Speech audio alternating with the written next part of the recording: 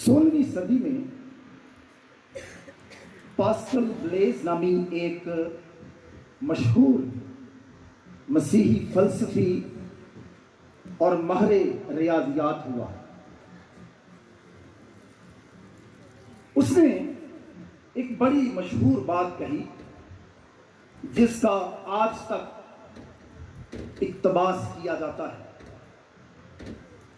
اس نے کہا تھا، ہر ایک انسان کے دل میں خدا کی ذات کا ایک خلا موجود ہوتا ہے جس کو کسی بھی خلق کی ہوئی چیز سے پر نہیں کیا جا سکتا ما سوائے خدائے خالق کی ذات کے۔ یہ الفاظ ظاہر کرتے ہیں کہ ہر انسان فطرتاً خدا کے وجود کا ایک خلا اپنی ذات کے اندر رکھتا ہے جو کہ صرف و صرف خدائے خالق ہی کی بدولت پر کیا جا سکتا ہے۔ لیکن انسانی المیہ یہ ہے کہ وہ اس خلا کو خدائے خالق سے پر کرنے کی بجائے مخلوقات کے ذریعے سے بھرنے کی کوشش کرتا ہے، اور یوں وہ انجانے میں بت پرستی کے گناہ کا مرتکب ہو جاتا ہے۔ لیکن سوال یہ پیدا ہوتا ہے کہ آخر انسان خدائے خالق کو چھوڑ کر مخلوقات کی پیروی میں کیوں گامزن ہو جاتا ہے؟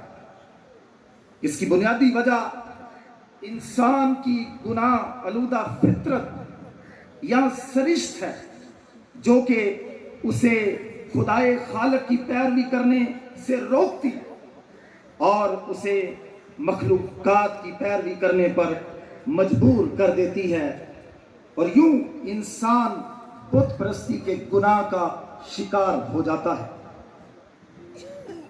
کچھ اسی طرح کے الفاظ مشہور خدا کے خادم مقدس اگستین نے بھی کہے تھے، اے خداوند تو نے ہمیں اپنے لیے خلق کیا اور ہمارا دل اس وقت تک بے چین رہتا ہے جب تک ہم تجھ میں آرام نہیں پاتے۔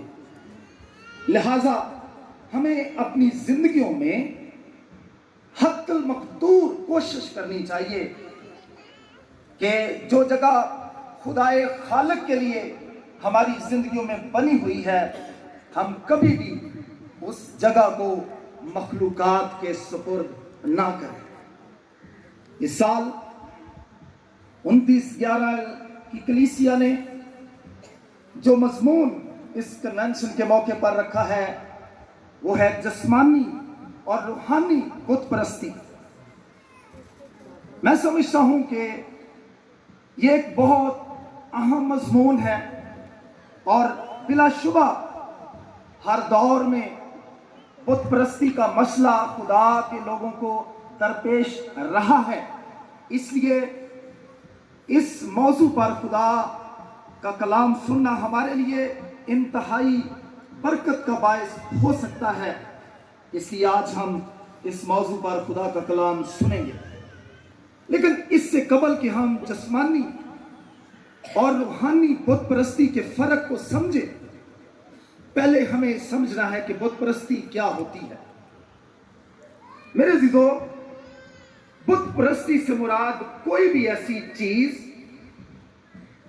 کوئی بھی ایسی جگہ یا مقام یا کوئی ایسی ہستی یا شخصیت جس کو ہم اپنی زندگیوں میں وہ مرتبہ، مقام اور درجہ دے دیں جو کہ صرف و صرف خدائے خالق کی ذات کے لیے مخصوص ہے۔ پھر سے سنیے، بت پرستی سے مراد کیا ہے؟ کوئی بھی ایسی چیز، کوئی بھی ایسی جگہ یا مقام یا ہستی جس کو ہم اپنی زندگیوں میں وہ مقام اور مرتبہ اور درجہ دے دیں جو کہ صرف و صرف خدائے خالق کے لیے مخصوص ہے۔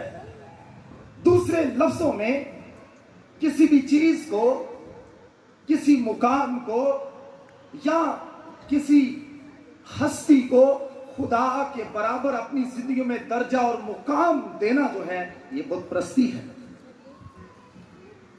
मेरे अज़ीज़ों, जब मैं इस मजमून पर खुदा के कलाम की तैयारी कर रहा था, तो मैं इस मजमून के अल्फाज पर खुसूसी तौर पर गौर करते हुए सोच रहा था कि जिस्मानी और रूहानी बुत परस्ती क्या होती है।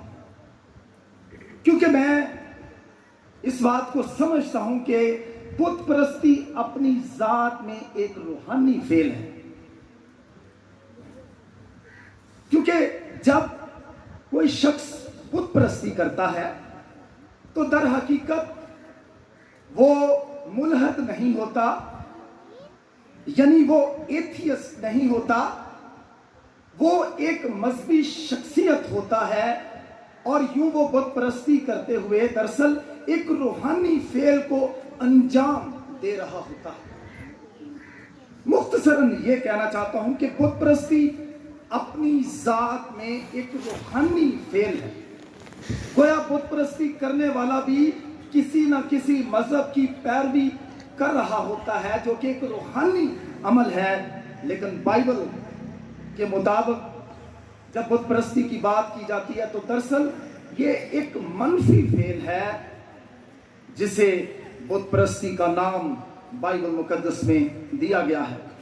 लेकिन चूंकि आपने इस कन्वेंशन का मज़मून जिस्मानी और रूहानी बुत परस्ती रखा है, तो मैंने इसके बारे में बहुत सोचा कि इसका क्या मतलब हो सकता है, और बहुत इसके बारे में मैंने पढ़ा भी। तो मैं इस नतीजे पर पहुंचा कि जिस्मानी बुत परस्ती से मुराद यह है कि जब हम किसी ज़ाहिरी या दीदनी चीज को,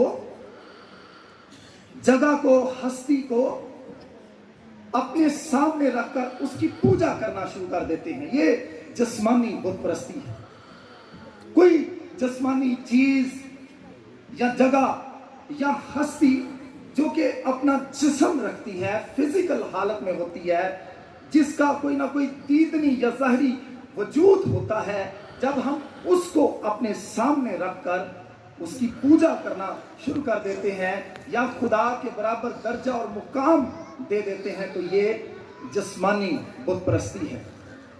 जबकि इसके बरक्स रूहानी बुत परस्ती से मुराद किसी ज़ाहिरी या दीदनी चीज या जगह या हस्ती की पूजा करने की बजाय दरअसल ममनुआ तर्ज़े जिंदगी या रवैया अख्तियार करना है। फिर से बताना चाहता हूं कि रूहानी बुत परस्ती से मुराद यह है कि किसी ज़ाहिरी या दीदनी चीज या जगह या हस्ती की पूजा करने की बजाय जो ममनुआ तर्ज़े जिंदगी है या रवैया अख्तियार करना है, ये रूहानी बुत परस्ती के ज़ुमरे में आता है। इसमें लालच शामिल है, इसमें शहवत परस्ती शामिल है, इसमें हरामकारी शामिल है, इसमें नापाकी शामिल है। याद रखिए, कुलसियों के खत के 3 बाब में उसकी 5वीं आयत में इन तमाम कामों को बुत परस्ती के बराबर गर्दाना गया है, इसलिए हम इन्हें रूहानी बुत परस्ती का नाम दे सकते हैं। अहद अतीक में साउल की सरकशी को, मेरे अज़ीज़ों, खुदावंद का बंदा शमूएल जो है, जो उसकी सरकशी थी, उसको भी बुत परस्ती से अबारत करता है। लिहाजा इंसान का सरकश रवैया भी रूहानी बुत परस्ती की गमाजी करता है। अगर हम बाइबल मुकद्दस को पढ़ें तो बिलखुसूस अहद अतीक के अंदर जो गुनाह बनी इस्राइल कौम की जिंदगी में सबसे ज्यादा पाया जाता था, वो बुत परस्ती ही का गुनाह था। बनी इस्राइल कौम फर्द वाहिद की हैसियत से और मिनहसल कौम की हैसियत से बार बार बुत परस्ती के गुनाह का मुर्तकब होते रहे, और इसके रद्द अमल में बार बार खुदा का गज़ब बनी इसराइल कौम पर भड़कता रहा।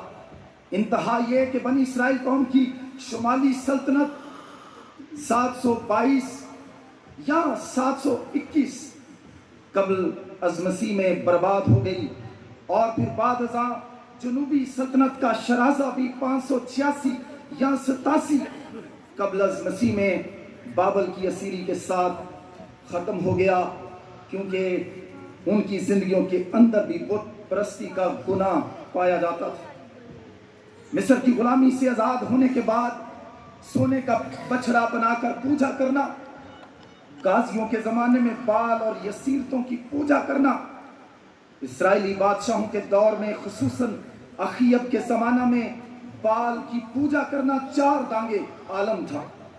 मोलक देवता की पूजा करना बुत परस्ती की नुमाया मिसालें हैं। ताहम ये बात दिलचस्पी से खाली नहीं है कि असीरी से आने के बाद बनी इसराइल कौम की जिंदगी में नुमाया तब्दीली आई और वो बिलाशुबा बुत परस्ती से दूर हुए।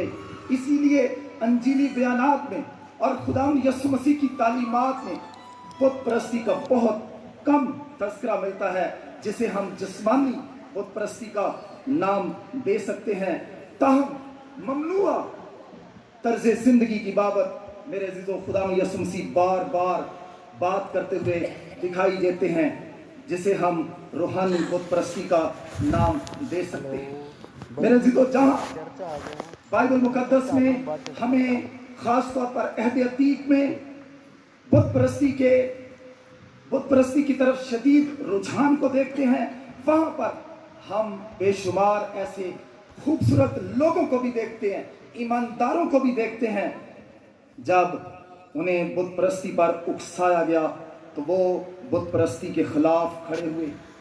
एलिया के ज़माना में जब हर तरफ बुत परस्ती का राज था और एलिया समझा कि सिर्फ मैं ही अकेला बच निकला हूँ, बाकी सब बाल के पैरोकार हो गए हैं, तो खुदा ने उस पर ज़ाहिर होकर उसको कहा कि अभी तक 7000 ऐसे लोग हैं जिन्होंने अपने घुटने बाल के आगे नहीं टेके। आखिस के बरक्स उसका बेटा हिजकिय्याह बुत परस्ती के बहुत खिलाफ था।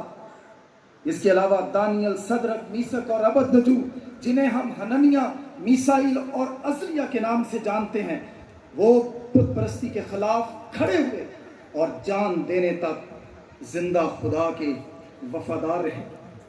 मेरे अज़ीज़ों, बाइबल मुकद्दस में बुत परस्ती की ममानत की वाज़ेह तालीम जो है वो 10 अहकाम के अंदर मिलती है, और पहले दोनों अहकामात जो हैं वो बुत परस्ती की ममानत की तालीम देते हैं। खुदावंद ने कहा कि तू मेरे हुजूर गैर माबूदों को ना मानना, कोई तराशी हुई मूरत ना बनाना। मेरे अज़ीज़ों, खुदावंद के कलाम के अंदर 10 अहकाम के अंदर खुसूसन पहले 2 अहकाम के अंदर बुत परस्ती की वाज़ेह हमें मुमानत नजर आती है। लेकिन मेरे अज़ीज़ों, आज जब हम इस कन्वेंशन के मौके पर जमा हुए हैं तो हमें ये सवाल पूछना है कि क्या बुत परस्ती का मसला सिर्फ पुराने अहदनामे के ईमानदारों का मसला था, या नए अहदनामे की कलीसिया का भी ये मसला था, और क्या आज खुदा के लोगों को ये मसला दरपेश है या नहीं है। मेरे अज़ीज़ों, जहाँ पुराने अहदनामे के अंदर लोग बुत परस्ती के गुनाह के मुर्तकिब थे, इसी तरह से वो तमाम लोग जो गैर इक़वाम से तब्दील हुए और वो इब्तदाई कलीसिया का हिस्सा बने, वो भी बुत परस्ती के गुनाह का शिकार थे। इसीलिए मेरे अज़ीज़ों, खुसूसन जब हम पहले करंथियों के ख़त को पढ़ते हैं, 8वें बाब से लेकर 10वें बाब तक, खुसूसी तौर पर खुदावंद का बंदा पौलुस जो है वो बुत परस्ती की बात करता है, और 10वें बाब की 14वीं आयत में वो ईमानदारों को बुत परस्ती से भागने का तरस देता है। बुतों से बचे रहो, बुत परस्ती से भागो। सो मेरे अज़ीज़ों, पुराना अहदनामा हो या नया अहदनामा हो, खुदा के लोग बार बार बुत परस्ती के गुनाह का मुर्तकिब होते रहे, लेकिन खुदा के नबी, खुदा के लोग बार बार उनको बुत پرستی سے باز آنے کی تعلیم دیتے رہے اور ان کو خدا کی طرف واپس بلاتے رہے۔ لیکن سوال اب پیدا ہوتا ہے کہ کیا آج ہماری کلیسیوں کا یہ مسئلہ ہے یا نہیں ہے؟ میں تعارف کے طور پر یہ بتانا چاہتا ہوں کہ بت پرستی نہ صرف بائبل کے زمانے کے لوگوں کا مسئلہ تھا جو کہ پرانے عہد نامے سے تعلق رکھتے تھے یا نئے عہد نامے سے تعلق رکھتے تھے۔ میں سمجھتا ہوں کہ بت پرستی آج بھی کلیسیوں کا مسئلہ ہے، آج بھی کلیسیوں کے اندر بت پرستی کا راج ہے۔ ہم کسی نہ کسی صورت میں بت پرستی کے گناہ کے مرتکب ہوتے ہیں، اور ان کی نشاندہی کرتے ہوئے پہلے یہ بات کہنا چاہتا ہوں کہ ہم نے پیدائش سے لے کر ہم نے انسان کی موت تک ہم نے بت پرستی کی چیزیں اور اصول بنائے ہوئے ہیں جن کی ہم پیروی کرتے ہیں۔ میرے عزیزو، پہلی مثال میں دینا چاہتا ہوں کہ جب ہمارے گھرانوں میں بیٹے پیدا ہوتے ہیں یا بیٹیاں پیدا ہوتی ہیں، خاص طور پر بیٹوں کی پیدائش کے موقع پر جب بیٹا پیدا ہوتا ہے تو دروازے پر آج بھی لوگ ایک خاص درخت کے پتوں کو بطور سہرا باندھتے ہیں۔ میں سمجھتا ہوں کہ یہ ایک بت پرستی کی بات ہے جو اس کو آج بھی ہماری کلیسیوں کے اندر دہرایا جاتا ہے۔ حاملہ خواتین جو امید سے ہوتی ہیں یا زچگی کی حالت میں ہوتی ہیں، بہت دفعہ میں نے اپنی آنکھوں سے مشاہدہ کیا ہے کہ ان کی چار پائیوں پر لوہے کی چیزیں، تالے یا چھریاں رکھی جاتی ہیں۔ میں ان چیزوں کا چشمدید گواہ ہوں، میں نے اپنی آنکھوں سے ایسی باتیں لوگوں کی زندگیوں میں دیکھی ہیں۔ آج تک لوگ بچوں کی ناف جو کاٹی جاتی ہے پیدائش کے موقع پر، اور پہلی دفعہ جو بال بچوں کے سروں سے اتروائے جاتے ہیں جب چنڈ کروائی جاتی ہے، بہت دفعہ لوگ ان کو ساری زندگی اپنے گھروں کے اندر سنبھال کر رکھتے ہیں۔ میں سمجھتا ہوں یہ بھی ایک بت پرستی کی علامت ہے جس پر ہمیں سوچنے کی ضرورت ہے۔ بچے جب اوائل عمری میں ہوتے ہیں، بہت دفعہ جب بچے کانپتے ہیں یا شور سے وہ تبک جاتے ہیں، میں نے بہت دفعہ دیکھا ہے کہ لوگ کہتے ہیں جی ان کے بازو پر ہنگ بانی جائے۔ بہت دفعہ میرے عزیزو جب ہمارے بچے کو کھانسی، نزلہ، زکام یا بخار ہو جاتا ہے، مائیں اکثر آج بھی کہتی ہیں کہ 7 تیلیاں ماری جائیں یا 7 مرچیں ماری جائیں اور پھر ان کو آگ میں پھینکا جائے۔ یہ کہاں سے ساری باتیں آئی ہیں؟ میرے عزیزو، جس جگہ میں رہتا ہوں، کچھ سال قبل جب میرے بچوں کو ممز نکلے، جنہیں ہم پنجابی میں کنوے کہتے ہیں، تو بہت ساری بہنوں نے آ کر کہا، پادری صاحب آپ اس بزرگ کے پاس 82 چک میں جائیں، وہ دم کرتا ہے اور وہ نمک لگاتا ہے اور آپ کے بچوں کے جو کنویں ہیں یا ممز جو ہیں یہ بالکل ٹھیک ہو جائیں گے۔ میں سمجھتا ہوں یہ بھی ایک بت پرستی کی علامت ہے۔ نئے گھروں کو لوگ تعمیر کرتے ہیں، اس کی چھتوں پر آج بھی کئی لوگ ہنڈیاں رکھتے ہیں، جانوروں کے گلوں میں جوتیاں ڈالتے ہیں، شادی بیاہ کے موقع پر پانی بارنا، اور اسی طرح سے اور شادی کی بے شمار ایسی رسومات ہیں جو کہ بائبل مقدس سے بالکل متصادم ہیں۔ آج بھی مہمانوں کی آمد پر چوکٹوں پر تیل انڈیلنا یہ غیر اقوام سے آئی ہوئی رسومات ہیں جو کہ بت پرستی کے برابر ہے۔ اور جب کوئی مر جاتا ہے، بہت دفعہ 7 پھل دوسرے دن بانٹے جاتے ہیں اور بعض اوقات 40 دنوں تک مختلف لوگوں کو کھانا کھلایا جاتا ہے۔ لوگ آج بھی ہماری کلیسیوں کے اندر میلوں پر جاتے ہیں، لوگ آج بھی سال کے بعد کسی میلے پر جا کر چتڑے چراتے ہیں، اور اسی طرح سے میں نے اس بات کا مشاہدہ کیا ہے، 14 سال مجھے پاسبانی خدمت میں ہوئے ہیں، لوگ آج بھی جمعرات کے دن کچھ ہستیوں کے لیے چراغ جلاتے ہیں۔ میرے عزیزو، ان ساری باتوں کا تذکرہ کرنے کا مقصد یہ ہے کہ ہماری کلیسیاں کے اندر بھی کسی نہ کسی حد تک بت پرستی کے جراثیم موجود ہیں۔ خدا کے لوگ ہونے کے باوجود، خداوند پر بھروسہ اور تکیہ کرنے کے باوجود، آج بھی لوگ ہماری کلیسیوں میں بت پرستی کے گناہ کا شکار ہوتے ہیں۔ میں جو حوالہ آج آپ کے سامنے پڑھا گیا ہے، میں اس سے چند ایک باتیں آپ کے گوش گزار کرنا چاہتا ہوں۔ یہ ایک مشہور حوالہ ہے جس میں یعقوب کی بیوی راخل کا تذکرہ ملتا ہے۔ जब याकूब और राखल मेरे जिदो अपने मामू लाबन के यहाँ से वापस आ गया, तो खुदा का कलाम कहता है कि जिस दिन वो वापस आया, लाबन पशम कुतरने के लिए गया हुआ था। उसे इल्म नहीं था कि उसका दामाद और उसकी बेटियां इस तरह से यकलक घर को छोड़कर चली जाएंगी। और ऐसा हुआ, और जब वो तीसरे दिन लौटा तो कलाम कहता है कि जब वो घर वापस आया तो उसने देखा कि उसके पुत्र नहीं है। वो बहुत परेशान हुआ, वो बेचैन हुआ, बेकरार हुआ, और वो ताकुब करता हुआ मेरे जिदो 7 मंजिल तक उसने ताकुब किया, और जलाद के पहाड़ पर उसने याकूब और दीगर लोगों को जाकर पकड़ा, और वो आकर गोया गिला शिकवा याकूब से करने लगा। और तब लाबन ने याकूब से कहा कि तूने ये क्या किया कि मेरे पास से चोरी चला आया, मेरी बेटियों को इस तरह से ले आया कि गोया वो तलवार से असीर की गई हैं, और तू छुप कर क्यों भागा और मेरे पास से चोरी क्यों चला आया, और मुझे कुछ कहा भी नहीं, वरना मैं तुझे खुशी खुशी बेटे बेटियों को तबले और बरबत के साथ मैं रुखसत करता।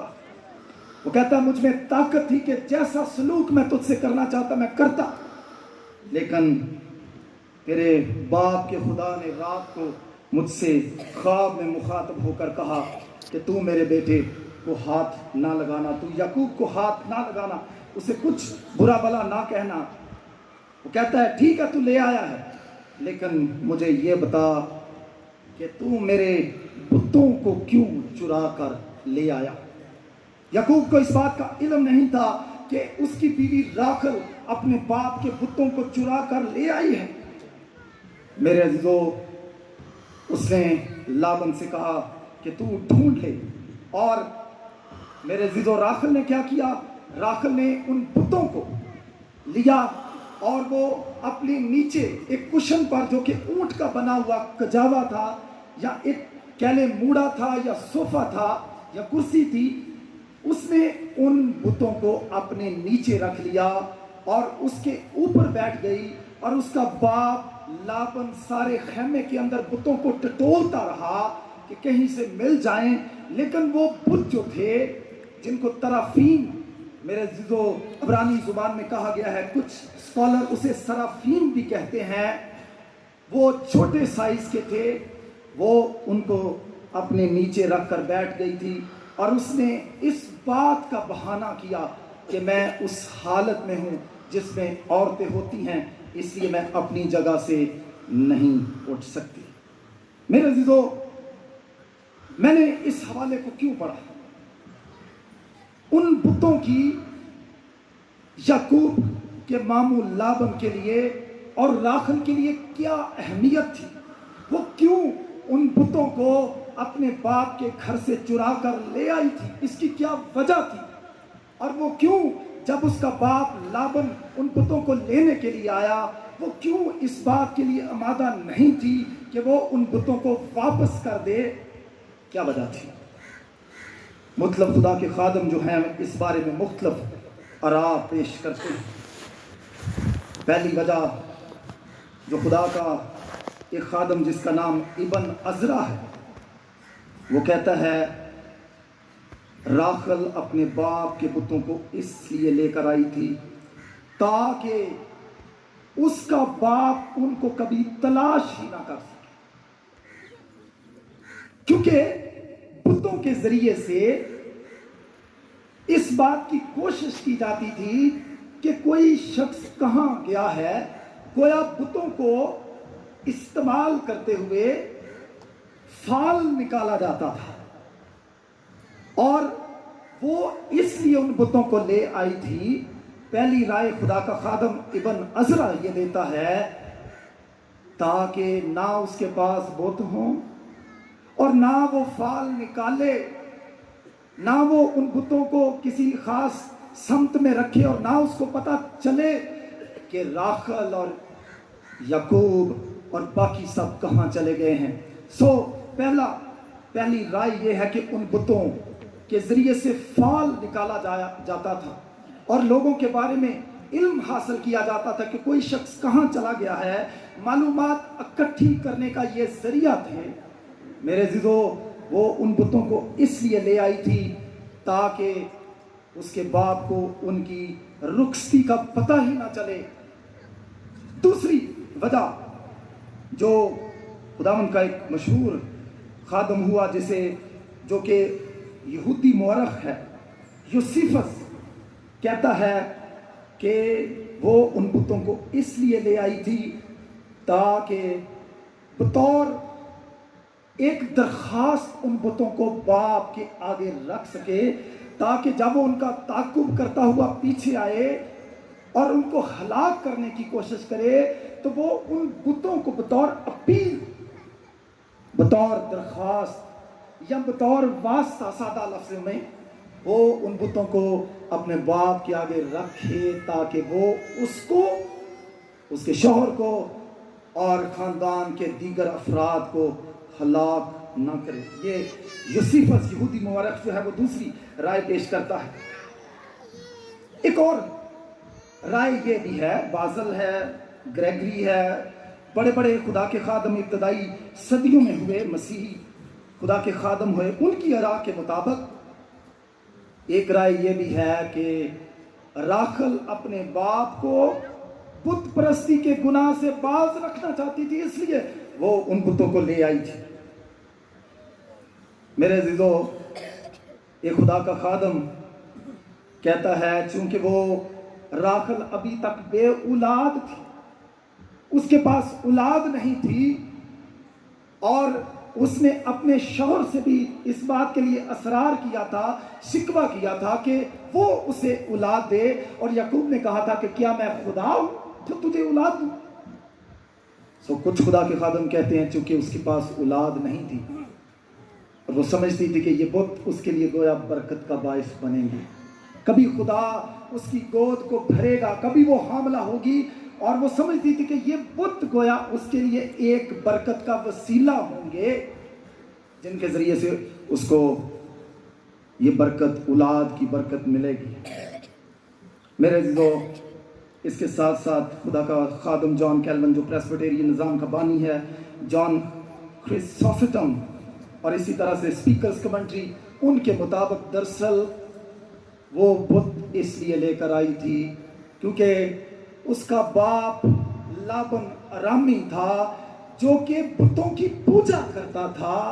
ان کے لیے، لابن کے لیے گویا وہ بت جو تھے اس کے خدا تھے، اور چونکہ وہ لابن کی بیٹی تھی، جان کیلون اور دیگر خدا کے خادم کہتے ہیں جو خدا لابن کے خدا تھے وہی خدا اس کی بیٹی اور دوسری بیٹی کے خدا تھے، اور وہ گویا ان بتوں کو اس لیے لے کر آئی تھی کیونکہ وہ اپنے باپ کو ان بتوں کی پوجا کرتے دیکھتی تھی، اور وہ چاہتی تھی کہ اگر میرا باپ ان بتوں کی پوجا کرتا ہے تو میں بھی ان بتوں کی پوجا کروں، یعنی جو مذہب میرے باپ کا ہے میں بھی اس مذہب کی پیروکار رہوں، اور وہ اس غرض سے ان بتوں کو لے کر آئی تھی۔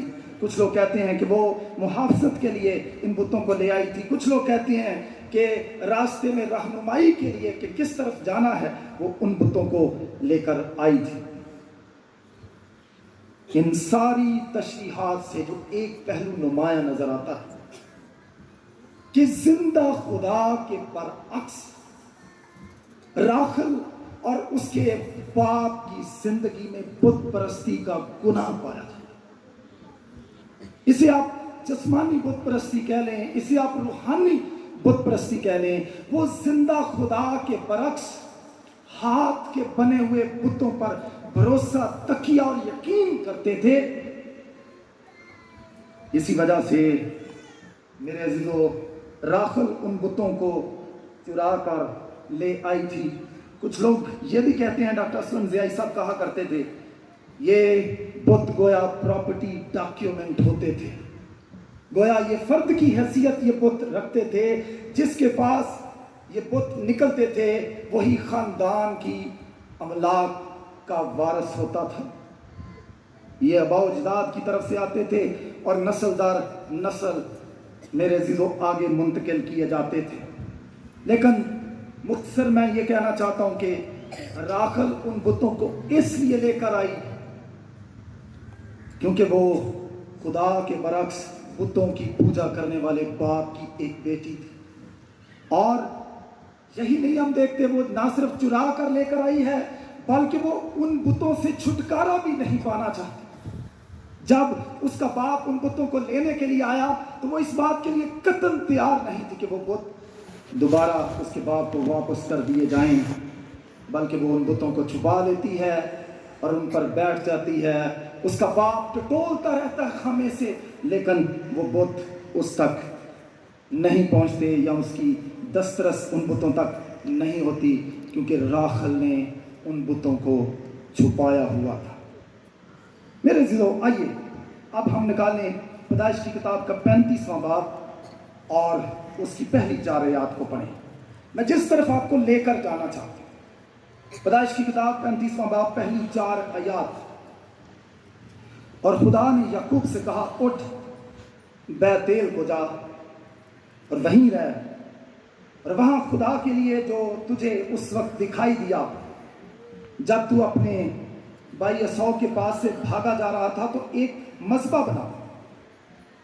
تب یعقوب نے اپنے گھرانے اور سب ساتھیوں سے کہا بیگانہ دیوتاؤں کو جو تمہارے درمیان ہیں دور کرو، طہارت کر کے اپنے کپڑے بدلو، آؤ ہم روانہ ہوں اور بیتویل کو جائیں. وہاں میں خدا کے لیے جس نے میری تنگی کے دن میری دعا قبول کی اور جس رات میں چلا میرے ساتھ رہا مذبح بناؤں گا. غور کیجئے، تب انہوں نے سب بیگانہ دیوتاؤں کو جو ان کے پاس تھے اور مندروں کو یعنی بالیوں کو جو ان کے کانوں میں تھے یعقوب کو دے دیا، اور یعقوب نے ان کو اس بلوت کے درخت کے نیچے جو سکم کے نزدیک تھا دبا دیا. میرے عزیزو پیچھے راکھل جو ہے وہ ان بتوں کو اپنے ساتھ لے کر آئی اور باپ کے آنے پر اس نے اس بتوں کو چھپائے رکھا کیونکہ وہ اس کے لیے گویا ایک خدا کی حیثیت رکھتے تھے اور وہ بت پرستی کے گناہ کا شکار تھی. وہ زندہ خدا کی کے برعکس وہ بتوں پر ایمان، یقین اور توکل کرنے والی عورت تھی. یعقوب کو اب اپنے سسر کے گھر سے آئے ہوئے تقریباً 10 سال کا عرصہ گزر چکا اور اس کے ساتھ ساتھ یعقوب کو خدا کے ساتھ ایک وعدہ کیے ہوئے تقریباً 30 سال گزر چکے.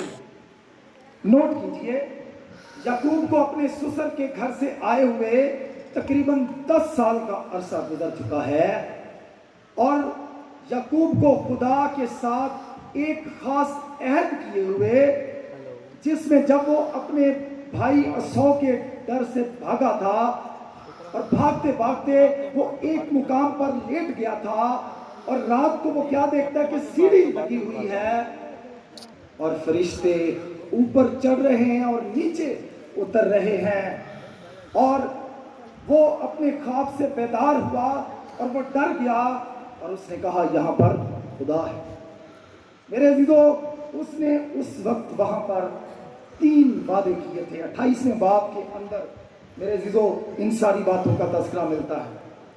اس نے کیا کہا تھا کہ اے خداوند تو اگر مجھے میرے باپ کے گھر میں سلامتی سے واپس لے آئے تو اس نے کیا کہا تھا، پڑھ لیجئے 20 آیت میں لکھا ہے اور یعقوب نے منت مانی اور کہا اگر خدا میرے ساتھ رہے اور جو سفر میں کر رہا ہوں میری حفاظت کرے اور مجھے کھانے کو روٹی اور پہننے کو کپڑا دیتا رہے اور میرے باپ کے گھر سلامت لوٹوں تو خداوند میرا خدا ہوگا. پہلا وعدہ اس نے کیا کیا تھا، خداوند میرا خدا ہوگا. پھر اس نے دوسرا وعدہ کیا تھا کہ یہ پتھر جو میں نے ستون سا کھڑا کیا ہے خدا کا گھر ہوگا، دوسرا وعدہ کیا تھا. اور پھر تیسرا اس نے یہ وعدہ کیا تھا کہ خداوند جو کچھ مجھے دے اس کا 10واں حصہ میں ضرور ہی. اب یعقوب کو واپس آئے ہوئے 10 سال ہو چکے ہیں. 30 سال اس وعدے کو کیے ہوئے ہو گئے ہیں، کیونکہ 20 سال وہ اپنے سسر کے گھر میں رہا. 7 سال بکریاں چرائیں، راخل کے ساتھ شادی نہ ہوئی. 7 سال اور بھیڑ بکریاں چرانا پڑی، اور پھر بچے بھی وہاں پر پیدا ہوتے ہیں. تقریباً 20 سال تک وہ اپنے سسر کے گھر میں قیام کرتا ہے. 10 سال اسے واپس آئے ہوئے ہو گئے ہیں. 30 سال گزر گئے ہیں، اور خدا سے ایک وعدہ کیا ہوا ہے. اور خدا سے وعدہ کیا کیا ہوا ہے کہ بیتیل میں وہ خدا کے لیے ایک مذبح بنائے گا. خداوند اس کا خدا ہوگا. جو کچھ خداوند اسے دے گا وہ اس کا 10واں حصہ خداوند کو ضرور ہی دے گا. 30 سال گزر گئے ہیں، اسے یاد ہی نہیں کہ میں نے خدا سے کیا وعدہ کیا. خداوند اس پر ظاہر ہوتا ہے 35ویں باب میں، اور خدا نے یعقوب سے کہا. خدا اس سے ہم کلام ہوا. 10 سال تجھے واپس آئے ہوئے ہو گئے. تو نے ایک وعدہ کیا تھا کہ خداوند تیرا خدا ہوگا اگر میں تجھے سلامت واپس لے آؤں. میں تجھے واپس لے آیا. تو نے کہا تھا میں اپنی آمدن کا 10واں حصہ تجھے ضرور ہی دوں گا. اور تو نے کہا کہ یہ پتھر جو میں نے کھڑا کیا ہے یہ خدا کا گھر ہوگا، یعنی خدا کا مذبح بیتیل میں بنایا جائے گا. اس جگہ کا نام لوز تھا. تو نے آج تک اس حکم کی پیروی نہیں کی ہے. جو عہد و پیمان، جو منت تو نے میرے حضور مانی تھی اس کو پورا نہیں کیا تھا. خدا اس پر ظاہر ہو کر اس سے ہم کلام ہوتا ہے. خدا اسے کیا کہتا ہے؟ اٹھ بیتیل کو جا، وہیں رہ، اور وہاں پر جا کر ایک مذبح بنا. یاد رکھیں، بہت دفعہ ہم ایماندار ہوتے ہوئے اپنی زندگیوں میں خدا کے ساتھ چلنے کے، اس کے ساتھ وفاداری کرنے کے بے شمار عہد و پیمان کرتے ہیں. لیکن خدا کا خادم میتھیو ہنری کہتا ہے کہ بہت دفعہ ہم اپنے ہی وعدوں کو توڑ دیتے ہیں. ہم جو عہد و پیمان خدا کی حضوری میں کرتے ہیں کہ اے خداوند ہم تیرے ساتھ وفاداری کے ساتھ چلیں گے، یہ کریں گے، وہ کریں گے، منتیں مانتے ہیں، بہت دفعہ ہم ان وعدوں کو خود ہی توڑ دیتے ہیں یا نظر انداز کر دیتے ہیں. خداوند اس پر ظاہر ہوا، اور خداوند اسے بیتیل میں جا کر مذبح بنانے کا کہتا ہے. اور اب کیا کرتا ہے؟ یعقوب اپنے گھرانے کے سارے لوگوں کو اکٹھا کرتا ہے. راخل بھی وہاں پر ہے، لیا بھی وہاں پر ہے، اور اسی طرح سے لونڈیاں بھی وہاں پر ہیں، بچے بھی وہاں پر ہیں. اور وہ گھر آ کر سارے پلان کو گھرانے کے سارے لوگوں کے سامنے رکھتا ہے. یعقوب نے اپنے گھرانے اور سب ساتھیوں سے کہا، پہلا کام اس نے کیا کہا؟ اب ہم نے بیتیل میں جا کر کیا کرنا ہے؟ خداوند کے لیے گھر بنانا ہے، مذبح بنانا ہے. وہاں پر جا کر خداوند کے حضور قربانی چرانی ہے، عبادت کرنی ہے. وہ ساری فیملی کو کیا کرتا ہے؟ بطور سربراہ ان کو اکٹھا کرتا ہے. اور پہلی بات ان کو کیا کہتا ہے؟ بیگانہ دیوتاؤں کو جو تمہارے درمیان ہیں دور کرو.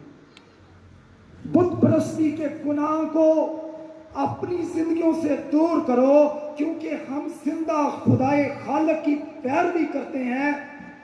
پہلے یعقوب کو اس بات کا علم نہیں تھا کہ راخل ان بتوں کو چرا کر لے آئی ہے. اب تقریباً 10 سال گزر چکے ہیں، یہ راز افشا ہو چکا ہے. اب یہ راز نہیں رہا. اسے علم ہے کہ نہ صرف اس کی بیوی بت پرستی کے گناہ کا مرتکب ہے، بلکہ اس کے نوکر چاکر گھر کے دیگر افراد بھی بت پرستی کے گناہ کا شکار ہیں. اس لیے اس سے قبل کہ یعقوب میرے عزیزو خداوند کے گھر کے لیے مذبح بنائے، وہاں پر جا کر قربانی کرے، خداوند کی عبادت کرے، خدا کے حکم کو پورا کرے، اس منت کو پورا کرے جو اس نے خدا کے حضور 30 سال پہلے مانی تھی وہ اپنے بطور سربراہ حرکت میں آتا ہے۔ میں پہلا خیال جو آپ کے سامنے رکھنا چاہتا ہوں بت پرستی کے حل کے لیے ہمیں بطور سربراہ کھڑے ہونے کی ضرورت ہے۔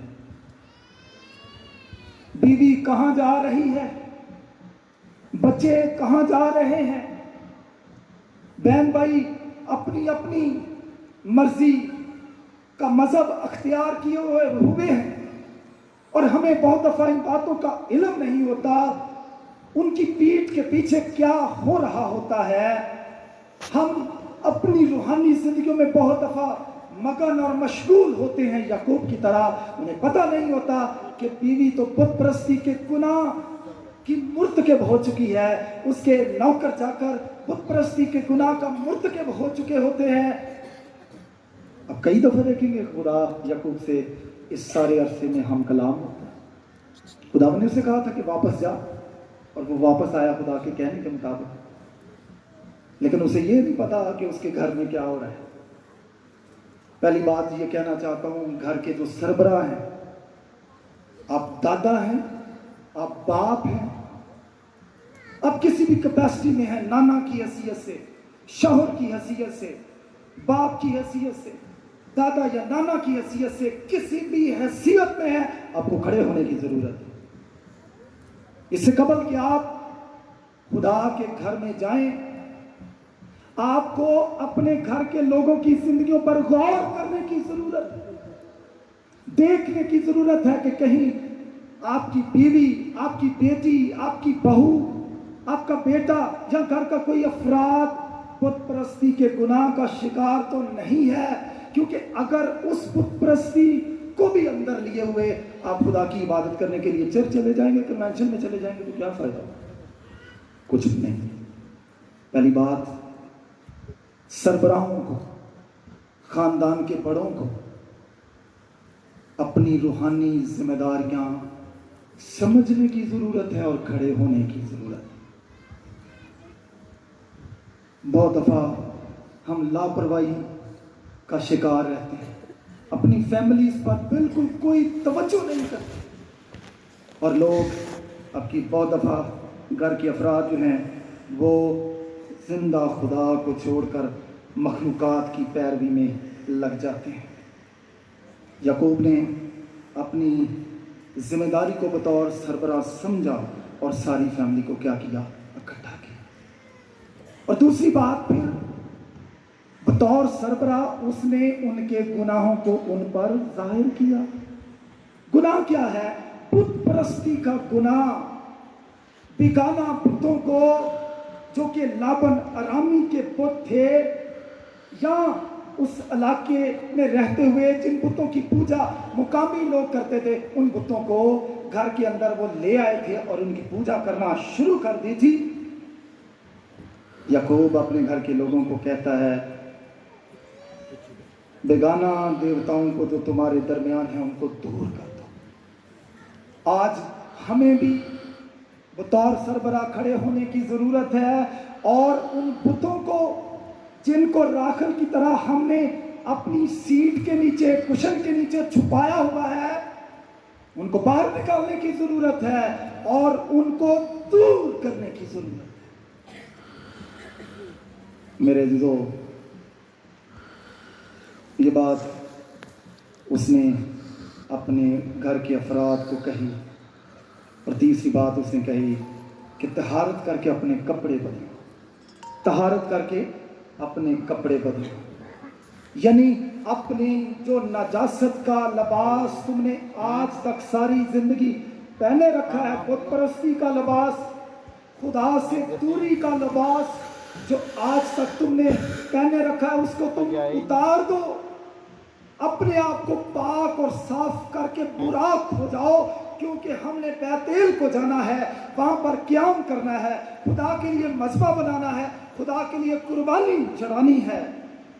اگر بہت ہماری زندگی میں ہوئے، ناپاکی، حرام کاری، زنا کاری ہوئی، ہم نے طہارت نہ کی، خود کو پاک نہ کیا، تو نہ ہماری عبادت قبول ہوگی، نہ ہمارا مذبح बनाना कबूल होगा और ना हम खुदावंद की नज़र में रास्त ठहरेंगे। मेरे अज़ीज़ों, सारी फैमिली बैठी हुई है। यकूब साहब लेक्चर दे रहे हैं, अपने घर के पादरी हैं। एक काहिन की हैसियत से वो अपनी जिम्मेदारियों को पूरा कर रहा है। वो अपनी फैमिली के गुनाहों को उन पर जाहिर कर रहा है कि बुत परस्ती का गुनाह तुम्हें पाया जाता है, तुम्हें इस बुत परस्ती के जामे को, लिबास को उतारने की ज़रूरत है ताकि हम बैतुल को जाएं और वहां पर जाकर खुदावंद के लिए मज़बा बनाएं। मैं एक और दिलचस्पी की बात देखता हूं यहाँ पर। यकूब ये भी तो कह सकता था मैं अकेला ही चला जाता हूँ, पूरी फैमिली को जाने की क्या जरूरत है। मेरे अज़ीज़ों, बहुत दफ़ा बतौर सरबराह हमें इस बात को भी देखने की ज़रूरत है कि क्या कहीं मैं अकेला तो नहीं खुदा के साथ चल रहा। बीवी की परवाह नहीं, बच्चों की परवाह नहीं, घर के अफराद जो आपके ज़ेरे साया है, जिन पर आपका हक है, जो आपकी बात मानते हैं, क्या आप उनको भी साथ लेकर चलते हैं? वो क्या कहता है, बेगाना देवताओं को जो तुम्हारे दरमियान हैं दूर करो, तहारत करके अपने कपड़े बदलो, आओ हम रवाना हों, आओ हम रवाना हों। और नहीं, आपको जाने की क्या ज़रूरत है?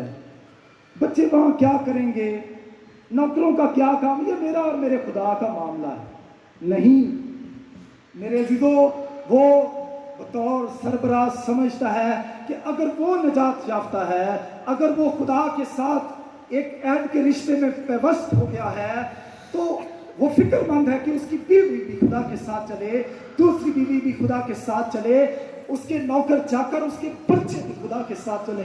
काश ऐसा बोझ मुझ में और आप में भी बतौर सरबराह हो।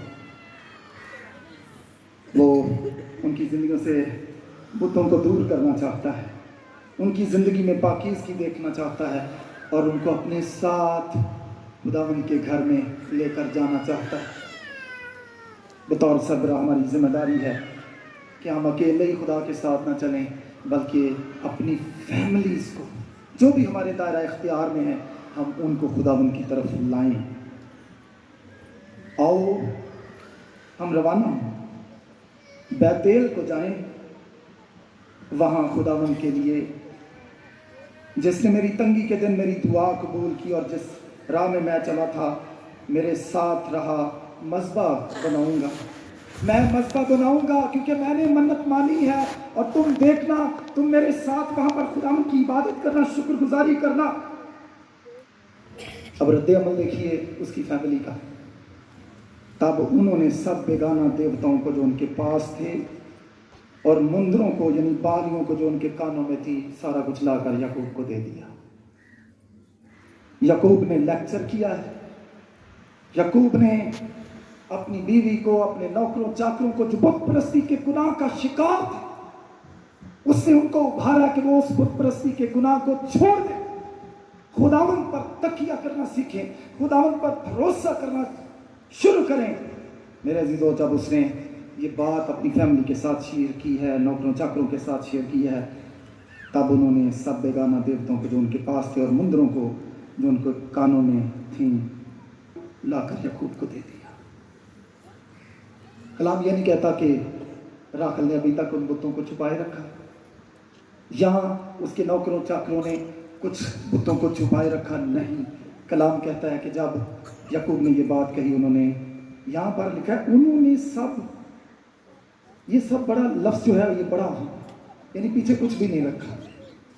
कभी कभार हननिया और सफीरा की तरह दौलत बेची है, ठीक है, अपनी जायदाद बेची है, पतरस के कदमों में ले, चलो थोड़े से रख लेते हैं, हम अपना कोई काम शाम करेंगे, हमारे काम आ जाएगा।